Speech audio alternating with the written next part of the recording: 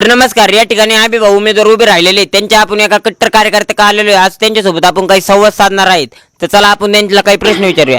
तर आबी भाऊ उभे होते त्यावेळेस तुम्ही एवढं त्यांच्यासाठी झटपट केली, त्यांच्यासाठी प्रत्येक कार्यक्रमात तुम्ही सहभाग घेतला, त्यांच्याबद्दल तुम्ही काय बोलता? ते निवडून येते का नाही येते? बस तुम्ही काय म्हणले आबी भाऊचे कट्टर होतो पण आता नाही. आबी भाऊसाठी काय नाही केलं, जेवत्या ताटून आबी भाऊसाठी उठलं होतं. आबी भाऊ आमच्या समोरून गेला तरी आबी भाऊ असा हात सुद्धा करीत नाही आम्हाला, असं आबी भाऊची लायकी आहे. अक्षरशः बघू शकता तुम्ही आबी भाऊचे लोक डायरेक्ट लायक्या काढायला लागलेले इथपर्यंत अक्षरशः ही निवडणूक आलेली आहे. अरे बिर्याण्या खात होते मी, कार्यक्रम केला, बिर्याण्या खायचे, माझ्या गाडी थिंडायचे, पेट्रोल तुमच्या स्प्लेंडरांनी, तुमच्या एमॅट्यांनी, प्लॅटनांनी मी टाकले, आणि आता तुम्ही मत बदलू राहिले काय मला 3 दिवसामध्ये.